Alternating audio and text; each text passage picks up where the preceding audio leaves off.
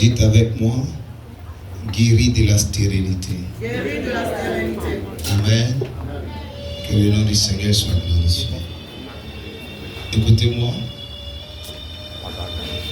J'étais en prière et le Saint-Esprit m'a demandé de pouvoir revenir sur un sujet, un pan d'un thème que j'ai partagé avec le peuple de Dieu.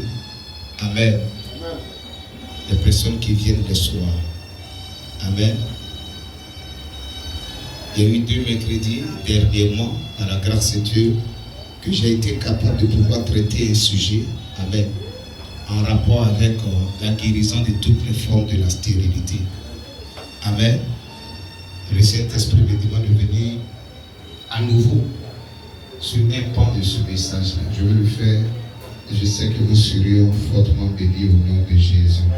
Dites Amen fortement. Amen. C'est pourquoi nous allons prendre Luc chapitre 1, verset 7 et le verset 36. Oh Saint-Esprit, aide-moi. Pour les personnes qui sont là pour la première fois, je vous dis à quoi bas. Ici, notre première lecture de la Bible se tient debout pour le respect que nous avons pour la parole de Dieu. Amen.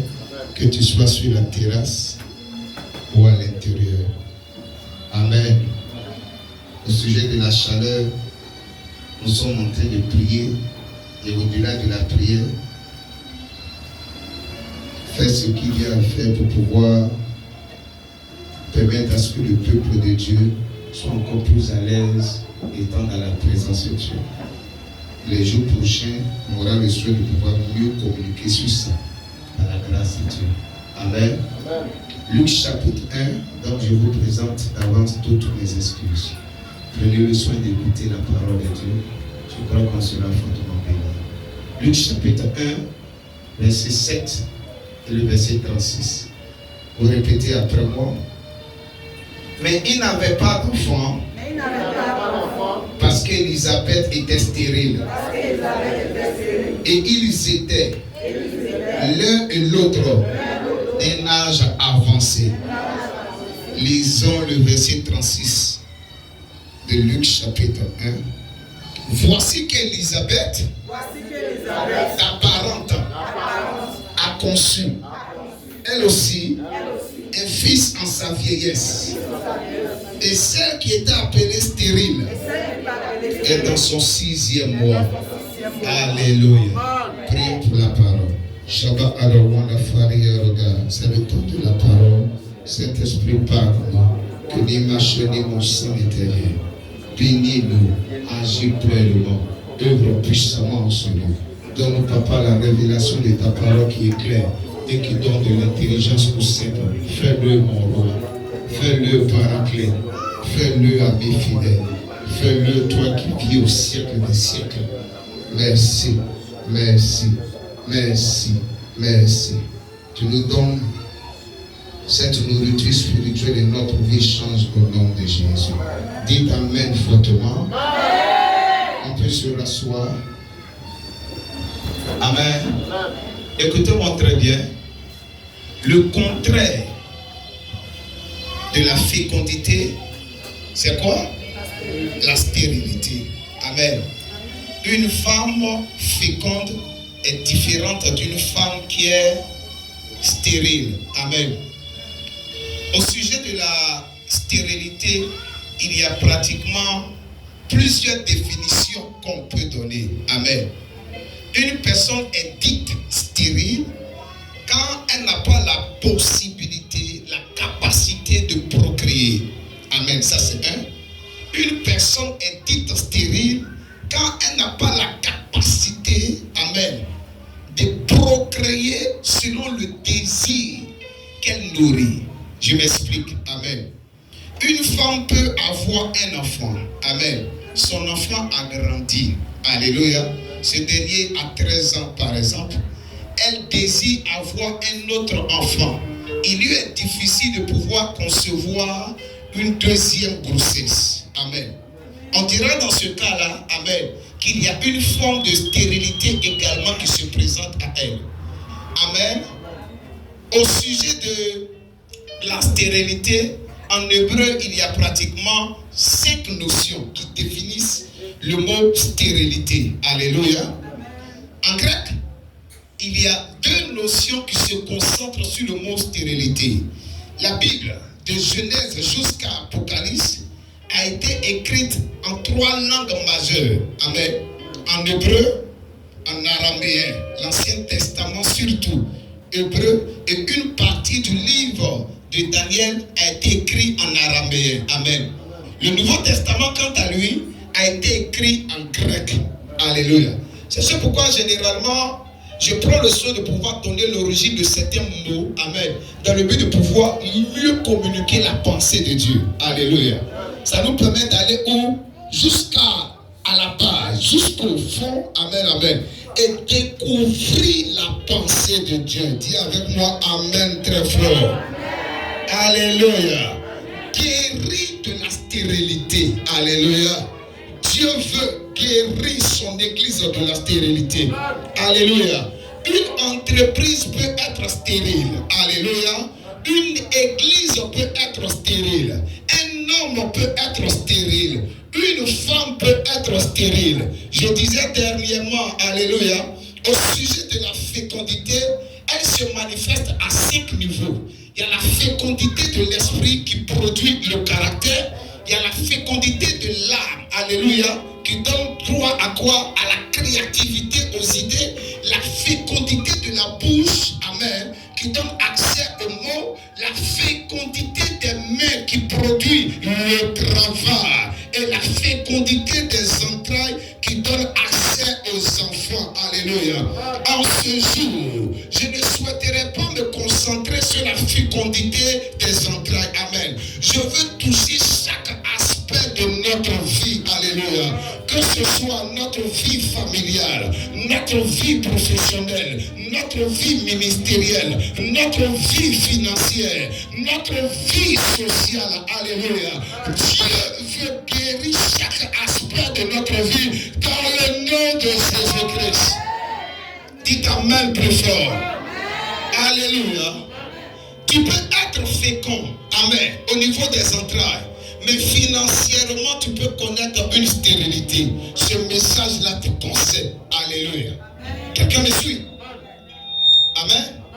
Tu peux avoir des idées, la fécondité au niveau de l'art. Alléluia. Mais financièrement, tu peux être bloqué. Personne pour financer ses idées. Amen. Personne pour amener à la manifestation ses idées. Je prie que dans cette saison, qu'il y ait un miracle qui soit produit dans ta vie dans le nom de Jésus. Un amen plus fort que ça et j'avance. Ah, c'est pas monté. Alléluia. La Bible dit dans le Nouveau Testament, l'évangile selon Luc, une femme du nom d'Élisabeth, amen, est mariée, Luc chapitre 1, à un sacrificateur. Les deux sont de la tribu de Lévi. Amen. En Israël, il y a pratiquement 12 tribus. Alléluia. Et la tribu de Lévi est la tribu sacerdotale. Celle qui est consacrée à faire quoi? À servir Dieu, à travailler dans la maison de Dieu. Alléluia. Zacharie, qui est le mari d'Élisabeth, se retrouve, amen, dans l'incapacité de concevoir. Amen. Pendant plusieurs années. Pendant qu'il sert dans la maison de Dieu, pendant qu'il travaille dans la maison de Dieu, sa femme n'est pas encore tombée enceinte. Il n'a pas encore embrassé un enfant. Alléluia. Mais cela a été fait à dessein. Alléluia.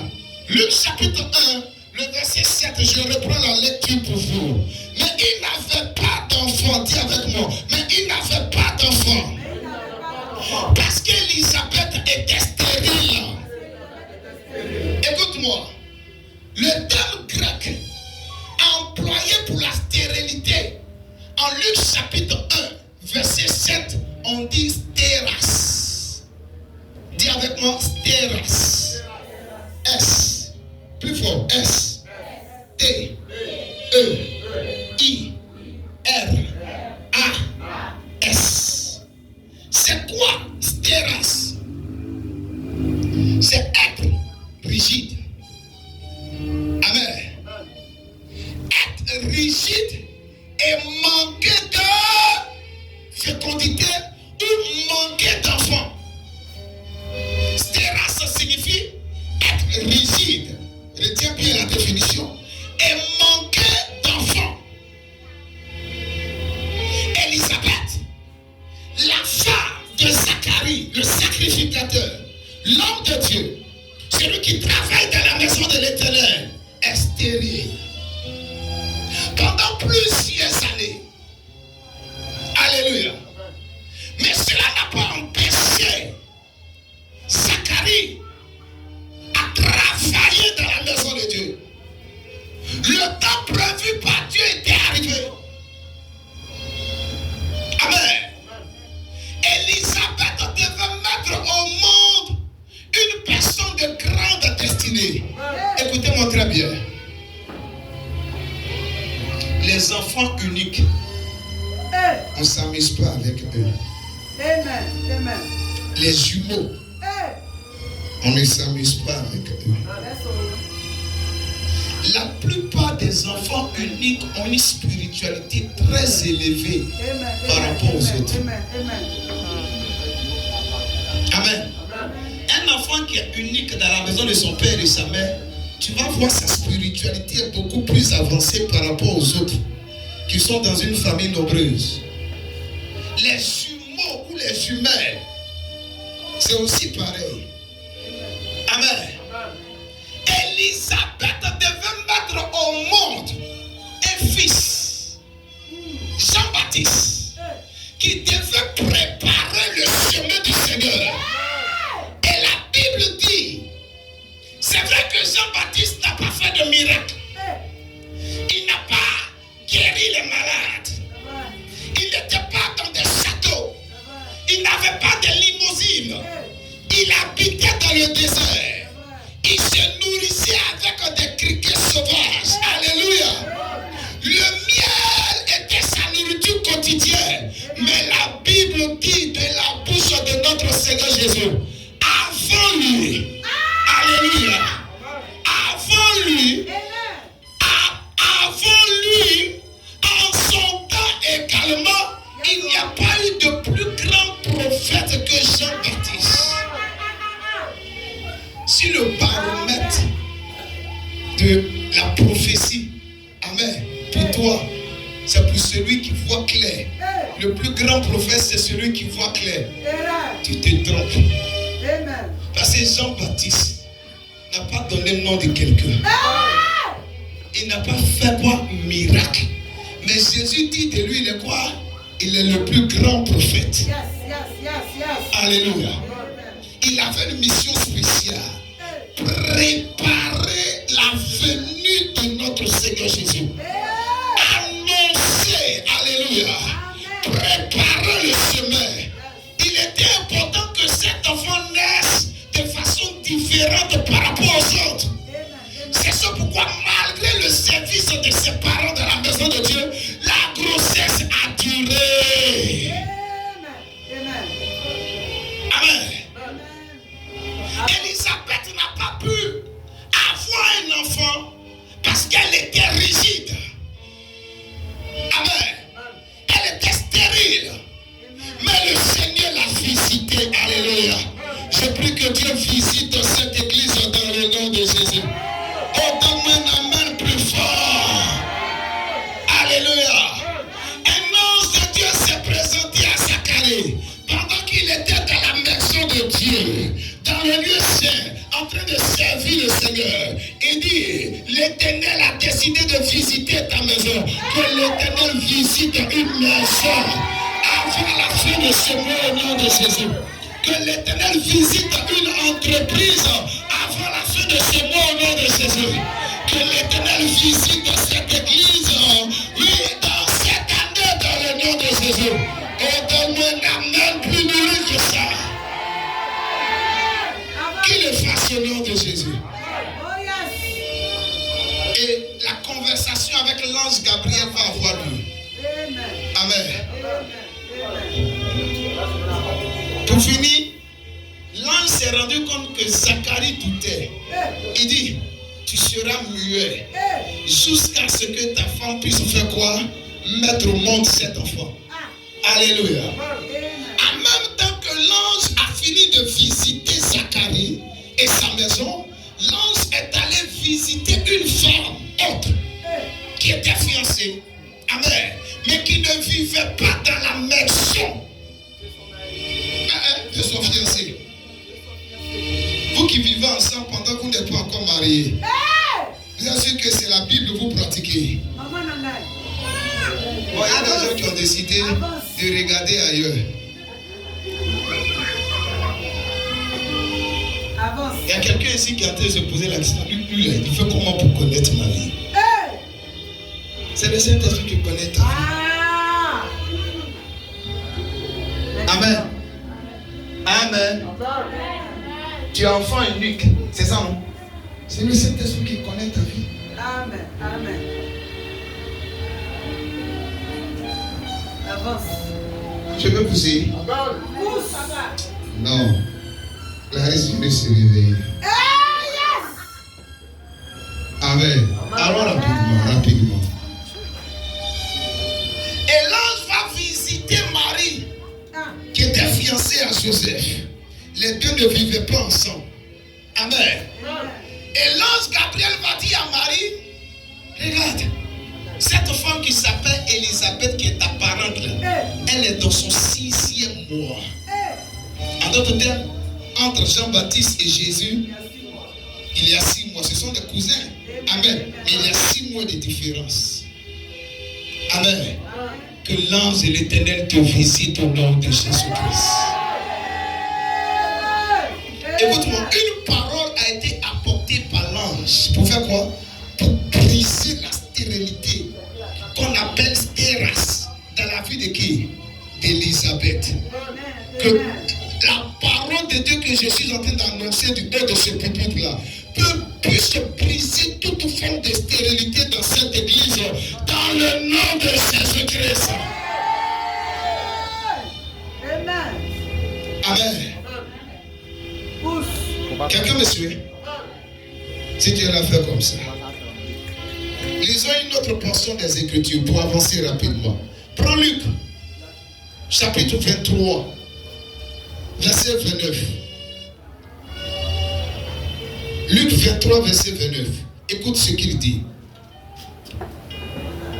Merci Saint-Esprit. Car voici, des jours viendront où l'on dira, heureuses les stériles. Dis avec moi, heureuses les stériles. Le terme grec mis pour stérile ici, là, c'est encore stéras. Heureuses les femmes rigides. Amen. Et qui manquent d'enfants. Amen.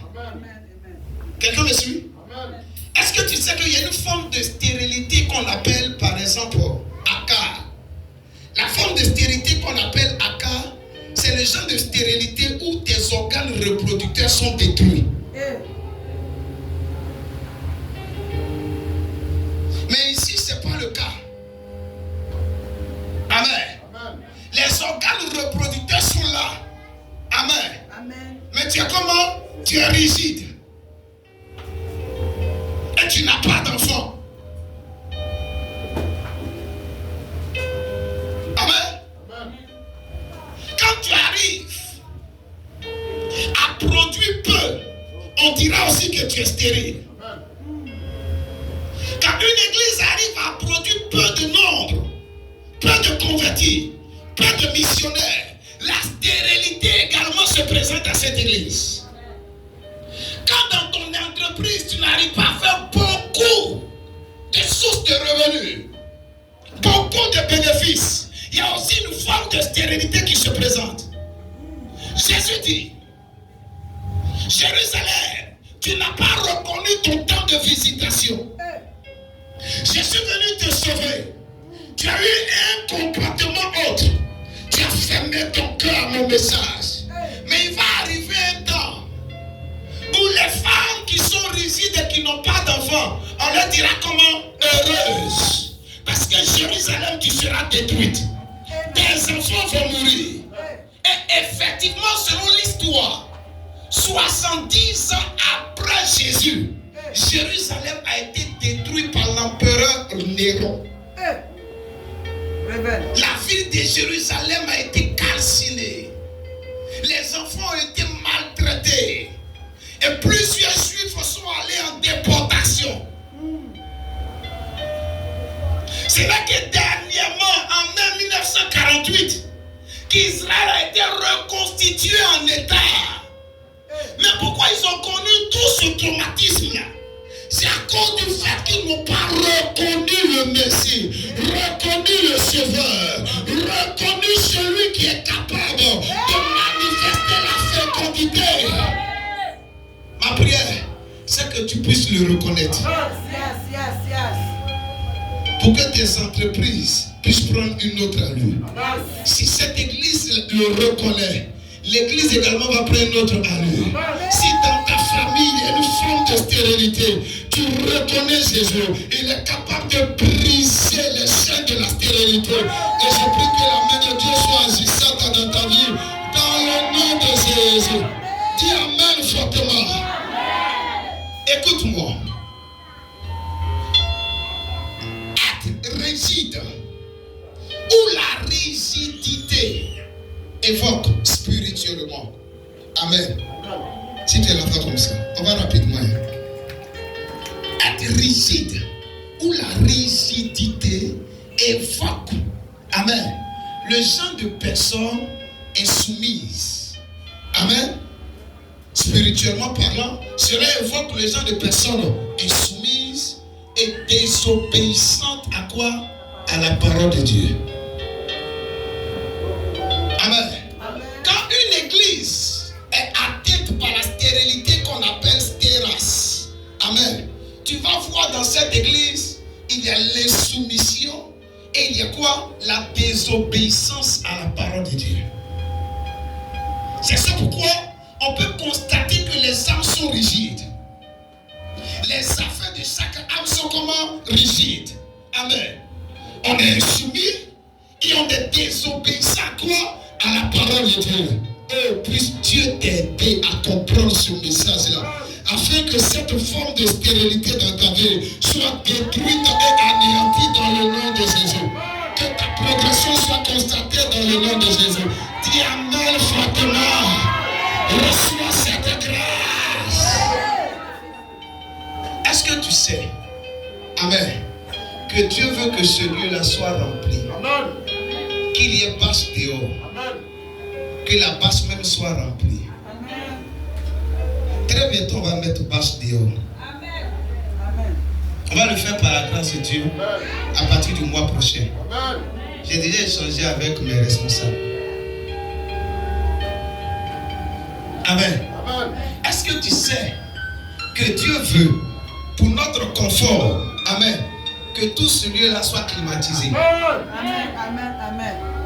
Hier, j'ai reçu les informations. Amen. Le nombre de clim est déjà arrêté. Ça fait combien? On m'a déjà donné toutes les informations. Amen. Amen. Est-ce que tu sais que Dieu veut que des missionnaires soient envoyés? Yes. Est-ce que tu sais que Dieu veut qu'on puisse prendre soin des veuves et des orphelins? Amen. Est-ce que tu sais que Dieu veut qu'on puisse construire des écoles et des hôpitaux? Amen. Venir en aide aux personnes qui sont dans le besoin dans ce quartier? Amen. Dieu le veut. Yes. Il veut que l'église, la cité internationale de Christ, soit représentée partout. Amen. Qu'il y ait constamment des âmes qui soient gagnées à lui. Amen. Que l'œuvre de Dieu puisse avancer. Amen. Mais s'il y a la rigidité au sein de l'église, cela ne sera jamais possible. Amen. Quelqu'un me suit? Amen. Je parle à quelqu'un. Amen. Si tu l'as fait comme ça. Amen. Amen. S'il y a la désobéissance à la parole au sein de l'église, cela ne sera jamais possible. La fécondité ne sera pas manifeste. Amen. Où sont les responsables et ouvriers qui sont venus à la veillée d'hier ou avant-hier? On peut les compter. C'est seulement Freddy qui s'est excusé par rapport au travail. Parce qu'il avait une réunion. Sinon, tout le reste qui ont boycotté, là, aucun appel, aucune excuse. Désobéissance à l'autorité. Amen. C'est vrai que Freddy a présenté ses excuses, mais je trouve qu'il pouvait faire mieux. Amen. Parce que Clarisse, même qui travaillait le lendemain, est venue à minuit. Elle est restée ici jusqu'à quelle heure? C'est à 4 heures où on a fini. Elle s'est reposée et puis par la suite elle est rentrée. Mais vous qui n'êtes pas venus, et puis on ne sait pas pourquoi vous n'êtes pas venus, c'est dû à quoi? Vous êtes rigide, spirituellement parlant.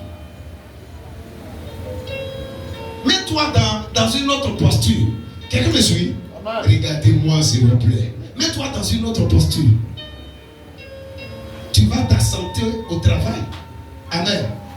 Et puis tu ne vas pas avoir billet justificatif. Il y a problème. Vrai ou faux? Bon. Comme on vient d'arriver ici et que c'est notre première veillée de prière, j'ai décidé simplement de tolérer. Prochainement, amen. Peu importe le rôle que tu joues, amen, amen.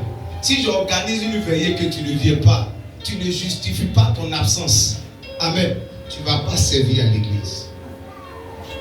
Amen. Amen. Pendant un bon moment, on va s'asseoir avec toi et puis on va chercher à comprendre pourquoi tu te comportes ainsi. On va chercher à t'aider. C'est vrai ou c'est faux? Amen. Amen, amen. Vous dites pas amen, Pierre? Amen. Avec les Africains, là, si tu n'es pas rigoureux, tu ne vas pas avancer. Ou bien c'est faux? Ma fille Dralou, tu peux faire ça au travail? Dis à quelqu'un, sois délivré de la stérilité qu'on appelle stéras. Il faut bien parler au nom de Jésus-Christ. Amen. Amen. Qu'est-ce que la parole de Dieu dit? Est-ce que tu mets cette parole en pratique? Tu es rigide. Amen. Tu désobéis sur toute la ligne à la parole de Dieu. Pendant qu'elle te dit ne fais pas, il faut pardonner. Tu refuses de pardonner. Amen. Il faut donner. Tu refuses de donner. Amen. Il faut faire du bien. Tu refuses de faire du bien. Il faut prier. Tu refuses de prier. Alléluia. Que cette forme de stérilité dans cette église soit brisée dans le nom de Jésus-Christ. Que le feu de Dieu vienne sur quelqu'un en ce lieu au nom de Jésus-Christ. Et je décrète et déclare que la rigidité te libère au nom de Jésus. La rigidité libère tes affaires au nom de Jésus. Elle libère ta vie de prière au nom de Jésus. Elle libère ta vie de consécration au nom de Jésus. Elle te libère. Dis amen fortement. Assure-moi ici. Amen. Amen. Hello. Écoute-moi. Dans le monde spirituel, il y a 2 lois fondamentales avec lesquelles tu dois pas t'amuser. Les démons n'obéissent pas. Les démons n'obéissent pas à la loi de l'onction. Il y a un homme de Dieu dont on m'a parlé. Quand il vient comme ça, amen, amen, il est capable de mettre toute l'église à terre. Il te touche, tu es à terre. Toute l'église est à terre. Amen. Mais aujourd'hui, sa femme est morte, laissant derrière lui 2 enfants.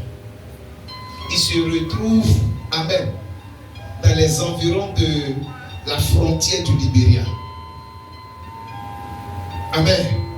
Ça ne va même pas chez lui. Tu sais c'est quoi? Il dit, il ne croit pas au principe, à la loi de paix spirituelle. Lui-même, il est son père spirituel. Il n'obéit à aucune autorité.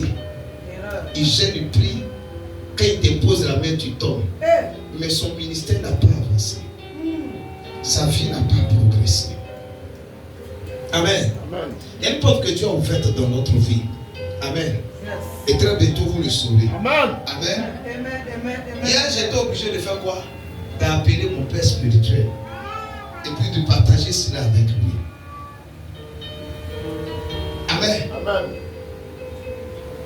Parce qu'un démon n'a pas peur de quelqu'un qui crache le feu. Un démon a peur de quelqu'un qui est soumis. Si un homme est soumis, si une femme est soumise, le démon a peur de cette personne. Amen. Est-ce que quelqu'un me suit? Amen. Dieu parle à nous tous, hein? Amen. Bravo. Alléluia. Mais est-ce qu'il y a dans ton cœur quoi? La soumission. Pour que tu puisses effrayer un démon.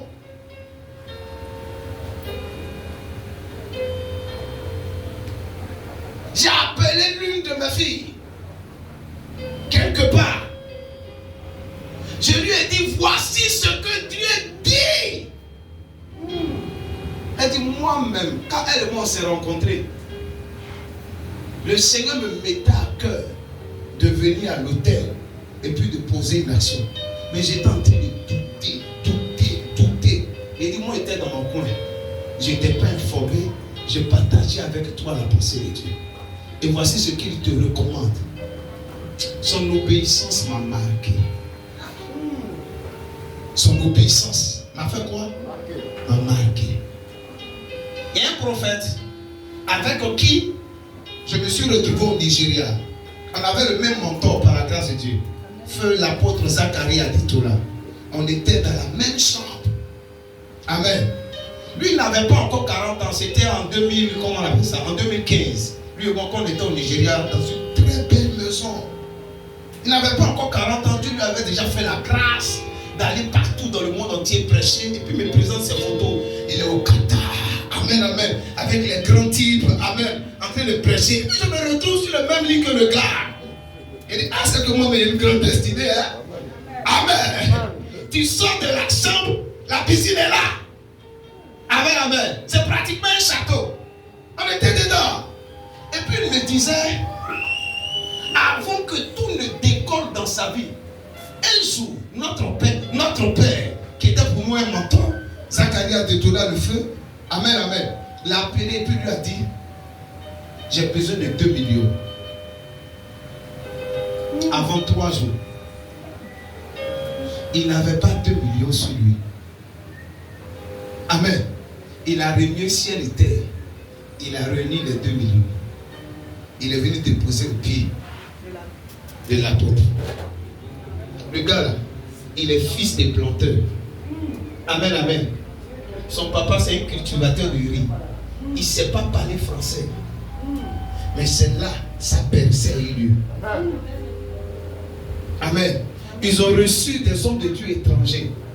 L'homme de Dieu est venu présenter ces hommes de Dieu. J'ai besoin de certaines personnes qui vont s'occuper de ces hommes de Dieu étrangers. Amen. Leur hôtel, leur séjour, leur nourriture et autres. Lui, il s'est dépouillé au maximum.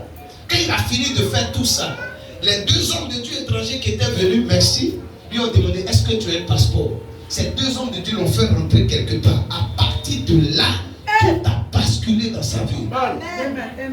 Voiture dans laquelle je suis monté avec lui là. Et t'assure, je n'ai pas encore vu ça encore. Amen. Abidjan. Je ne vois pas ça Abidjan comme ça. C'est quelqu'un à qui Dieu a fait grâce, qui pouvait se retrouver avec des offrandes de plus de 100 millions. Amen. Ma femme et moi, on allait le rencontrer. Et dans le temps, je priais avec lui. Avant que je ne commence le ministère. Mais comment il y a eu ce déclic là dans sa vie? Une obéissance à la voix d'une autorité. Amen. Ton papa est une autorité. Si tu obéis à sa voix, tu ne vas pas connaître la stérilité. Amen. Pourquoi il n'y a pas de stérilité dans mon mariage? Mon papa m'a dit, si tu ne te maries pas avec celle, Amen. Tu prends une autre femme, tu la maries. Jamais moi je veux venir à ta cérémonie de dot ou de mariage. Malgré tous les griefs que j'avais contre elle, j'ai décidé de fermer mes yeux. Amen, amen. Et puis je l'ai épousée. Il n'y a pas de stérilité. Si j'ai dit à ma femme, je vais avoir 10 enfants. Ça a sorti. C'est parce que moi-même lui a dit c'est bon. Il y a le ministère qui est là. Les charges sont devenues trop. Je ne vais pas avoir beaucoup d'enfants et puis je suis dans l'incapacité de les scolariser. Parce que les chrétiens sont ce qu'ils sont. À cause de lui, il fait beaucoup d'enfants. Amen, amen. Qui va payer tout ça? Je préfère me contenter actuellement sur le nom que Dieu m'a donné. Les choses augmentent. Amen. C'est que le feu a été déjà donné par Dieu. Amen. Tu obéis à qui? Amen. Demande à quelqu'un, tu obéis à qui? Tu ne peux jamais être puissant dans le monde spirituel si tu n'es pas soumis à une autorité. Deuxième des choses, amen. Si tu rejettes, tu balayes du revers de la mer les principes établis par Dieu, peu importe ton incrédulité, amen, tu ne seras jamais fécond. Jamais fécond. Il y a pas un principe est une loi. Il y a par exemple la loi du pesanteur qui est là. Amen, amen. La loi de la pesanteur, pardon, dit quoi? Tout ce que tu jettes, a fait quoi? Sera attiré par la terre. Tout ce que tu lances sera attiré par la terre. Amen, amen. La loi de la pesanteur dit si tu te mets au sommet d'un immeuble et que tu sautes, tu vas avoir quoi? Des ennuis.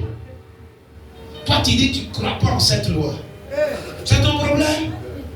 Va te mettre au sommet de l'immeuble et puis il faut sauter. On va voir qui sera conduit à Bonicro. Quelqu'un me suit? Amen, amen. Moi, je ne crois pas en la dîme. C'est ton problème. Moi, je crois en la dîme. Je paye ma dîme. Je ne m'amuse pas à ça. Et puis, je vois Dieu témoigner de sa fidélité dans ma vie. Dans ma maison. Amen, amen. Amen. Le principe dit tout ce que tu donnes, tu reçois en quoi? De façon multipliée en retour. Si tu donnes de l'amour, tu vas recevoir de l'amour en retour. Quand tu dis tu ne crois pas en ça, œil pour œil, dent pour dent. Et tu as fait du mal, tu dois faire quoi? Lui fait aussi du mal.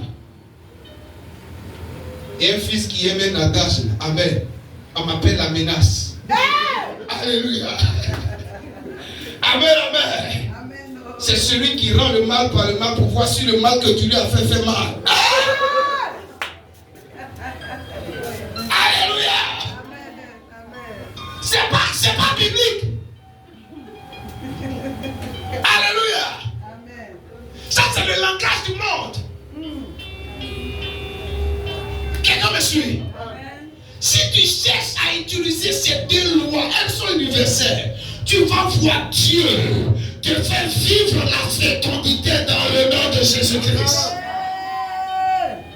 Est-ce que, amen, tu es soumis à ton responsable, à ton papa, à ton patron, à ton père spirituel, à la personne qui est établie sur toi? Est-ce que tu es soumise à ton mari? Est-ce que tu es soumise? Hein, regardez-vous les soeurs. Amen, amen.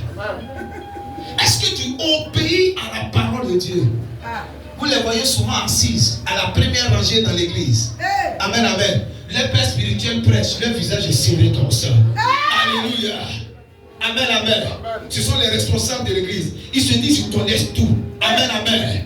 Alors on va commencer là, ils savent comment ça a terminé. Et quand tu regardes dans le fond, tu sens qu'il y a des problèmes. Dis à quelqu'un, il faut changer à partir de maintenant. Il n'y a pas bonne nouvelle d'orgueil.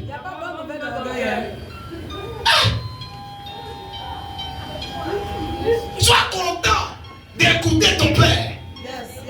Dans la vie, si tu fais ce que tu veux, amen, amen, sans dépendre de quelqu'un, ta vie va prendre toujours, amen, une autre trajectoire. Ta vie ne va pas progresser. tu vas te retrouver à un carrefour et puis tu vas te perdre. Dieu existe. Il a ses principes qui sont établis.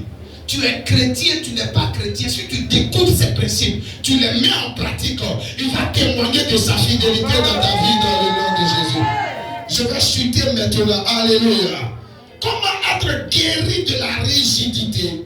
Comment être guéri de cette stérilité qu'on appelle stéras? Quelqu'un veut le savoir? Oh, ton amen là n'est pas monté. Alléluia. Premier point. Allons rapidement. Connaître la volonté de Dieu au sujet de la fécondité. Dis avec moi. Connaître la volonté de Dieu au sujet de la fécondité. Ce n'est pas la volonté de Dieu que ton entreprise soit petite à l'infini. Tu peux commencer dans un salon, mais Dieu veut que tu sois international. Ce n'est pas la volonté de Dieu que l'église soit petite.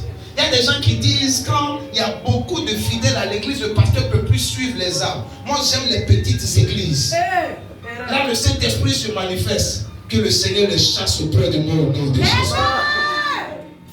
Ou soit que ces personnes reconvertissent leurs pensées au nom de Jésus. Tous ceux qui sont grands étaient hier comment? Petits.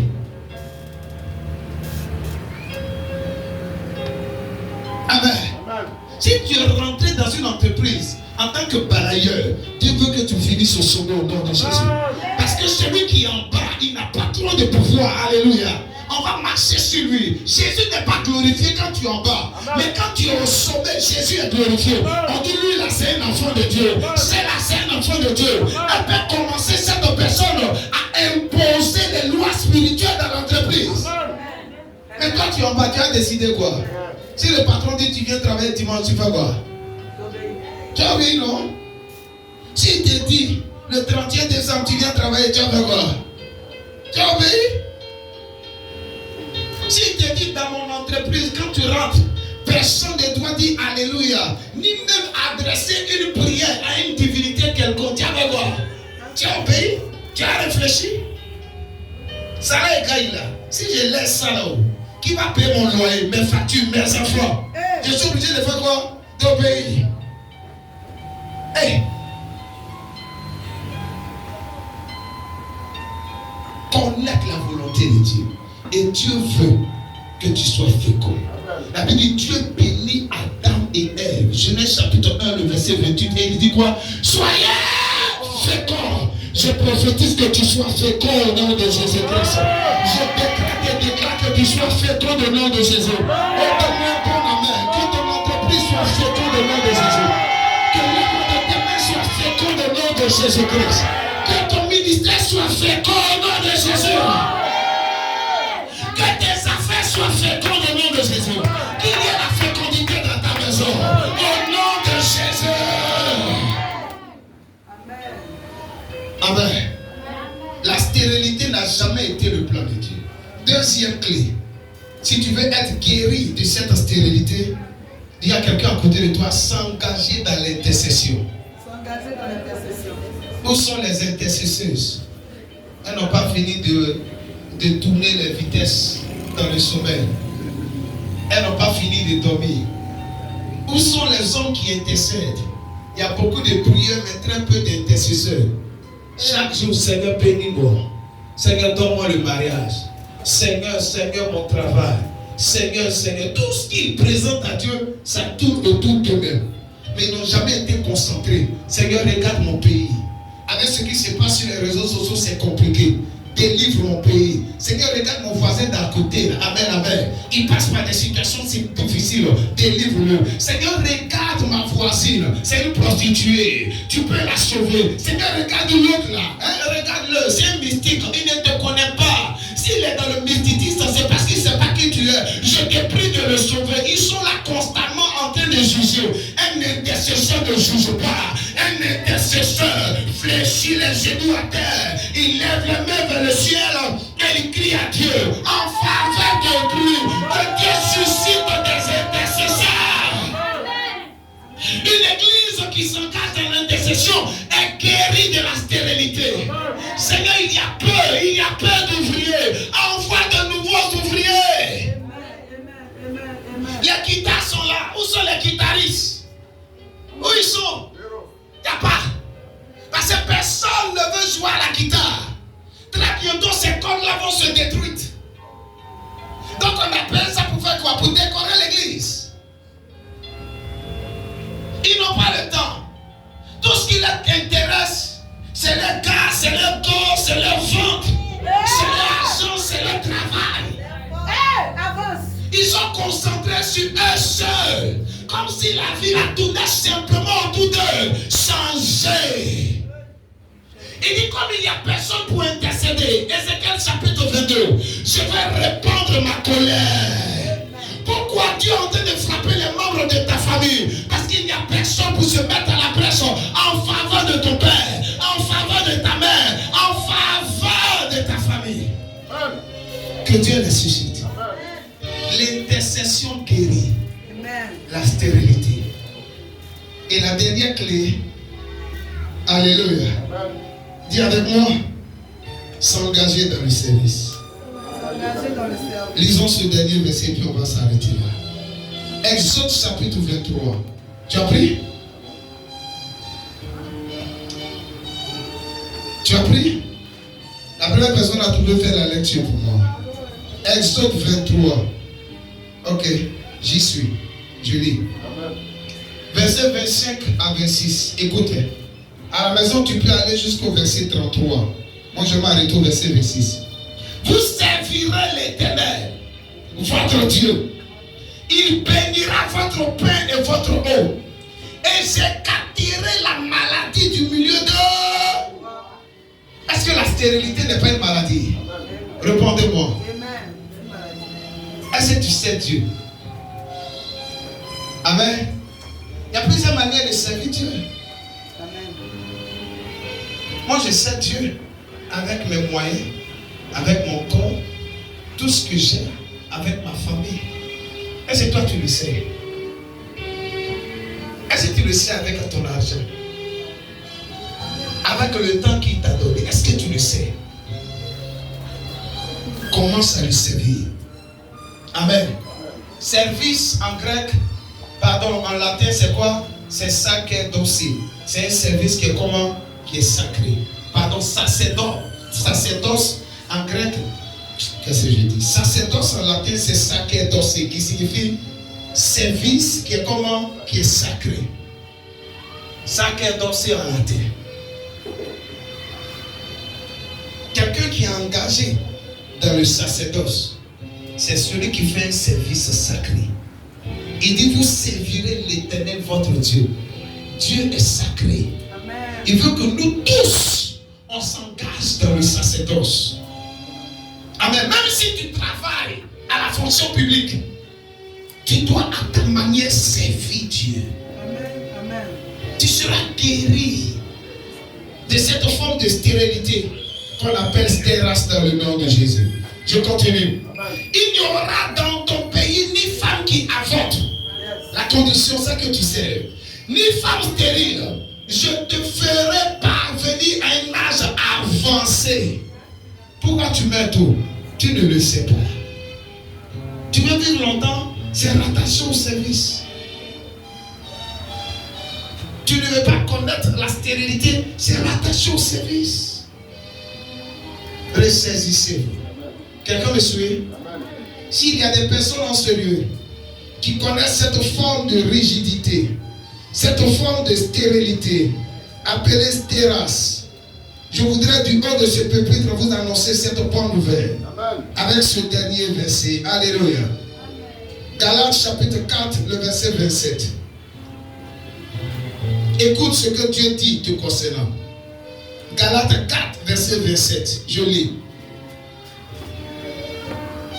En effet, il est écrit, réjouis-toi, stérile. Réjouis-toi, en d'autres termes, stéras.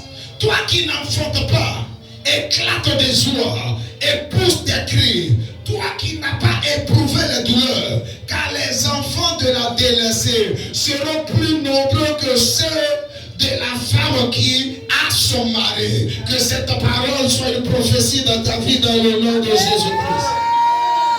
Toi qui vis tes races, qui connais la rigidité, Voici le plan de Dieu pour toi. Il dit de te réjouir. Quand il a décidé de faire des choses nouvelles, tu étais hier délaissé. Ton entreprise était délaissée. Ta maison était délaissée. Tes affaires étaient délaissées. Il dit tes enfants seront plus nombreux que celle qui est mariée. Les enfants de cette église seront plus nombreux que les autres enfants. Alléluia. Elle croîtra cette œuvre.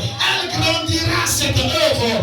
Elle sera féconde cette œuvre. Elle remplira toute la terre cette œuvre. Elle ira au-delà des barrières qui lui avaient été imposées hier.